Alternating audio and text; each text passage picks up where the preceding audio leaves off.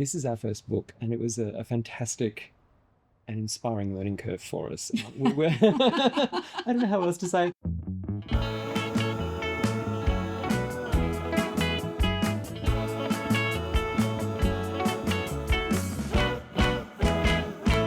Hi, I'm Alice Crowe, And I'm Maximilian. and our book, A Heide Harvest, published by Thames and Hudson, is out now. I guess A Heide Harvest is an unusual combination of art, garden notes, and recipes from leading Australian chefs. So it's an unusual combination. I wrote the text, and I'm the former kitchen gardener at Heide Museum of Modern Art. And so I wrote it from the perspective of the gardener, looking back through Sunday Reid and John Reid, who were the founders of Heide, and the way they gardened at Heide, what they did, what their practices were, what it meant to them, what their philosophy was. And so together we went through the archives, went through all the archival letters and notes and photographs, and pieced together a lot of the history of the kitchen gardens there.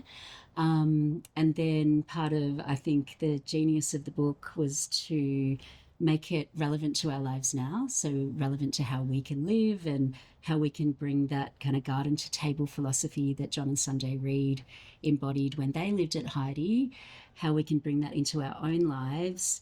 And part of that is through A, connecting with your garden, and B, from cooking some of these frankly quite sumptuous and amazing recipes that our chefs have contributed for us.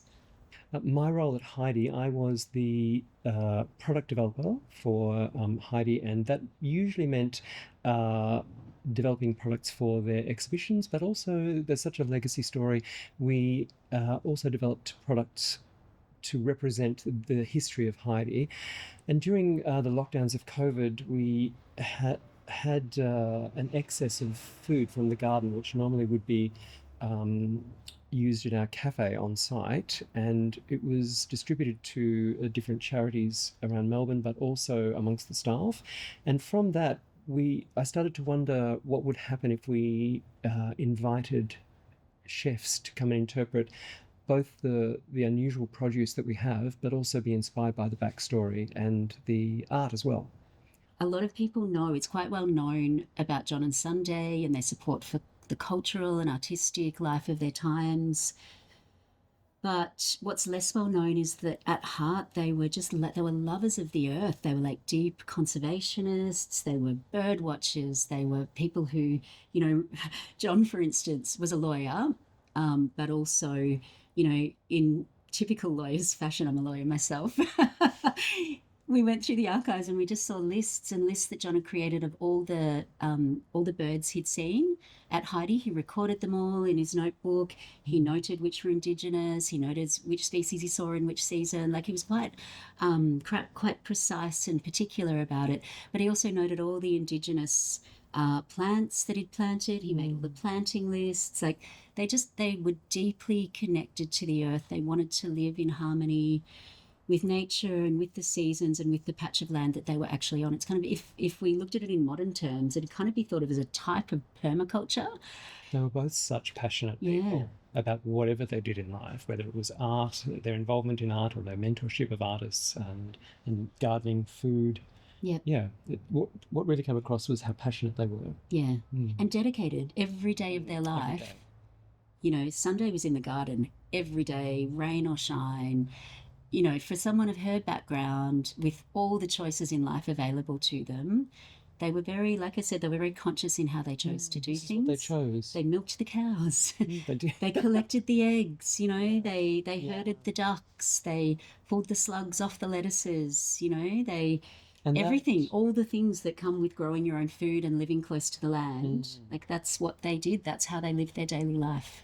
And that sort of passion is really what drove us to find different contributors. So all of the chefs are people who are passionate about growing food as well, and very much of an ethos of garden to plate dining. Heide is quite well renowned as being pivotal in the development of 20th century Australian art. It was almost an idyllic oasis for artists, writers who came together and created work often at the premises, at the actual space, but also contributed to the garden and the gathering of food as well. And we sort of believe that the combination of growing food and eating it and preparing it also actually engenders something in the art as well. It's all a very nurturing process and creative process. I love thinking of artists like Sydney Nolan, who lived at Heide for quite a long time with John and Sunday, and there's lots been written about those entanglements. But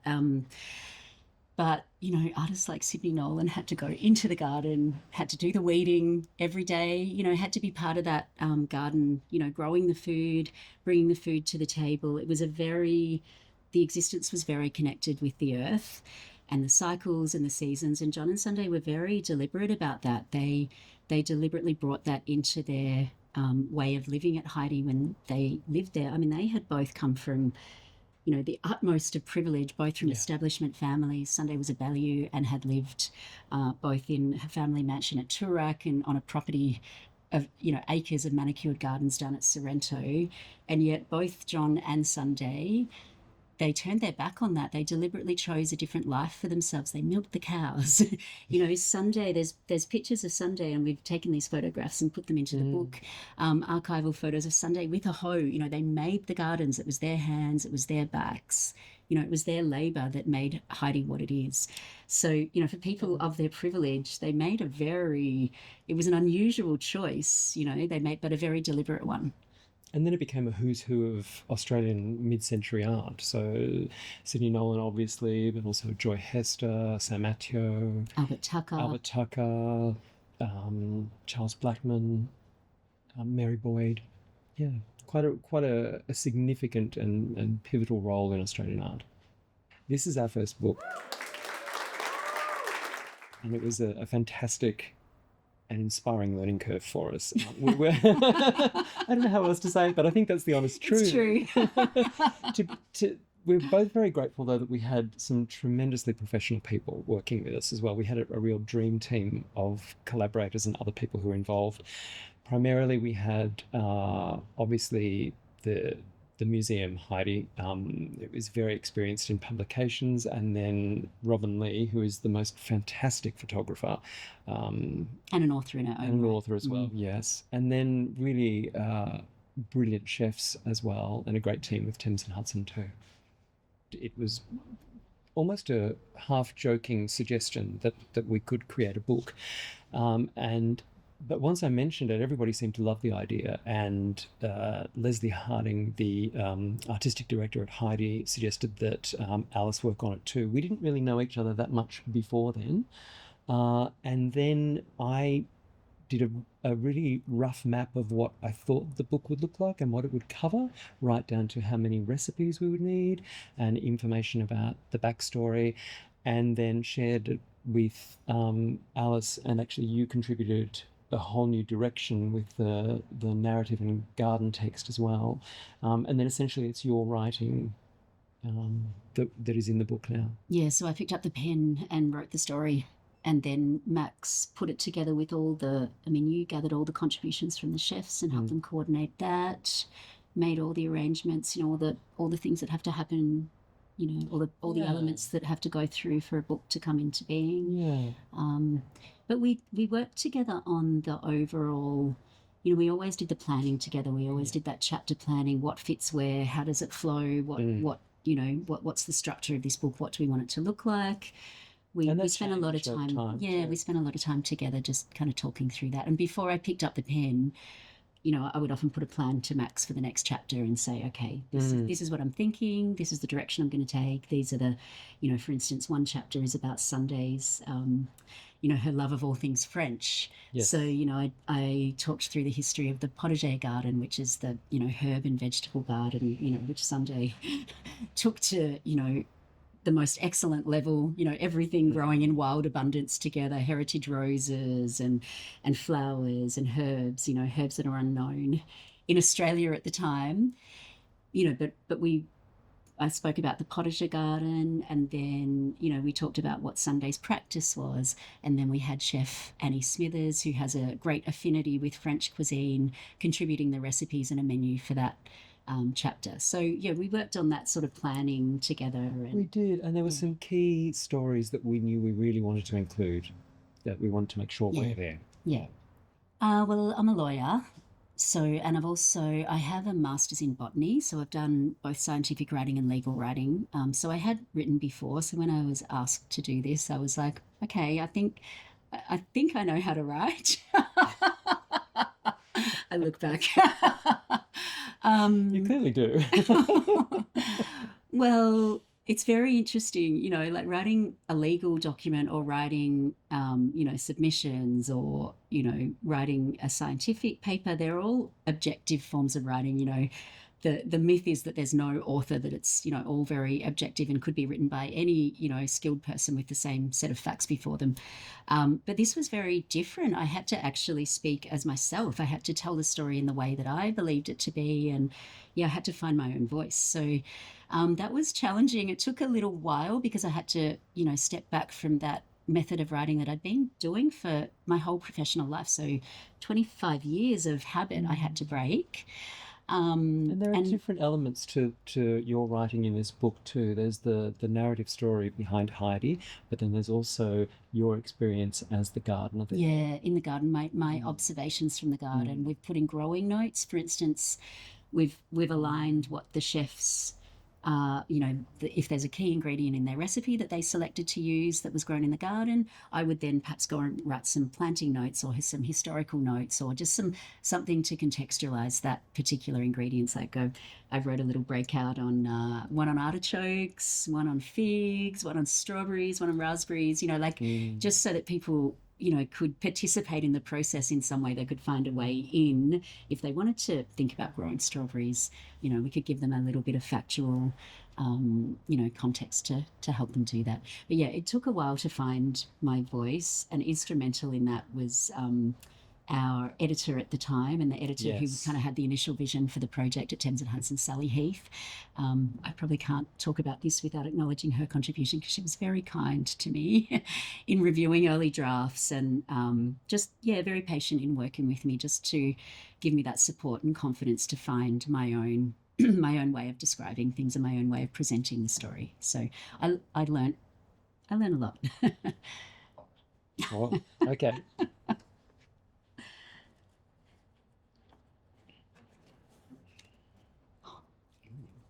This one's easy for me. I'll let you go first. Ooh. What was your best holiday ever?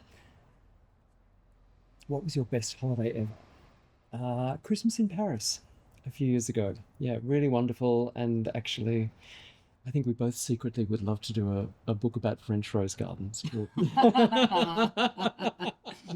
Strategic. Mm, My question is, are you a Monopoly or a Scrabble person? As I said, this one's very easy for me. okay. I'm 100% a Scrabble person. So, I am the person in my family when we're playing Scrabble who I'm basically the dictionary. I'm the one that my family refers to and says, is that a Scrabble word? Is that in the dictionary or is it not?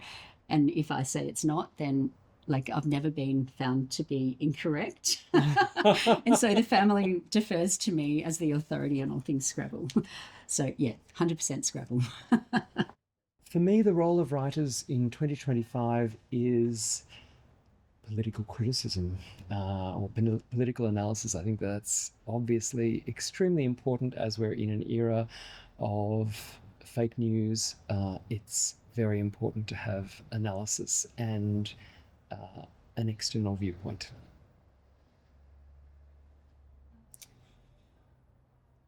That is one role of a writer, but that's really not what we did through this book. But Mm. I absolutely agree with what you've said there. I think kind of informed analysis, and the capacity to see things, in 2025 as much as any other time is to be able to see considered viewpoints, to be able to work through those. I suppose sometimes I despair that people don't have the attention span to work through things Mm.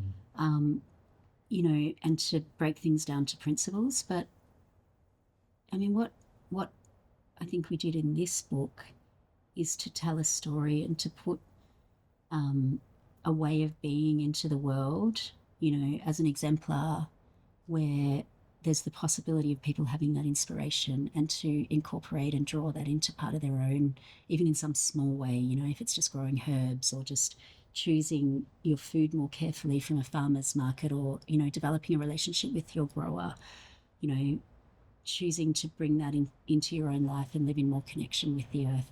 I definitely agree with that. I think that the way that we wrote the book was with the hope that it has a longevity and is a model of how people can create sustainable garden to plate dining themselves. What do I like reading? At the moment, I'm reading a book from, I think, the 1930s by Soetsu Yanagi, The Beauty of Everyday Things. I'm very interested in Japanese culture.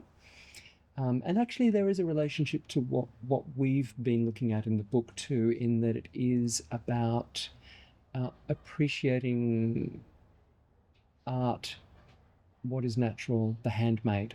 Yes. It's a great link there, isn't it? I love reading fiction, so I read a lot of fiction. I'm the person who has the 6 books by the bed and is a third or a half or a quarter of the way through all of them, and will eventually get through all of them. It just takes a little bit of time, but I really do like reading topical non-fiction. I'm reading a lot at the moment about the psychology of climate change. I really do like, I've always liked a science, a scientific kind of a book that brings science into the popular understanding, like a layperson's understanding. So I've read a lot of books about physics and things like that. And, I'll always read anything on plants or plant evolution or anything like that. So, yeah, I'll just read anything really. Put a book in front of me and yeah. Our next project. We both love beautiful places and beautiful things, and we both love that deep meaning. And like as you said, attention to, kind of natural cycles and handmade things. We both love that. And where there's a history or a connection or a, rose gardens of France. Like... To be honest, I was going to say after this interview, would you want to sit down for a coffee and have a chat about what happens next? You saw it here. Did you have more to say there? Or? No, just. Can I jump in? Yeah, of course. I also, because I'm a botanist by training, and my area of study was plant evolution. Which people could think of as a very, very dry and boring subject. But in fact, it's the story of how the earth evolved. Like it's the story of how we got the planet that we've got today. And if people could have more of an understanding of the natural systems we've worked with, where we are in that cycle of things changing over the 5 billion years of the Earth's evolution, I would love to present that in a way that is accessible and interesting and beautifully illustrated. And I love that interaction between science and, how it impacts our lives rather than people thinking of it as something distant that has nothing to do with them.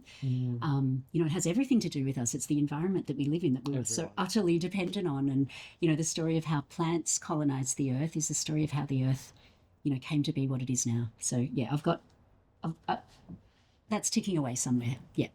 Sounds good. Thank you. Thanks for having us. It was an absolute pleasure.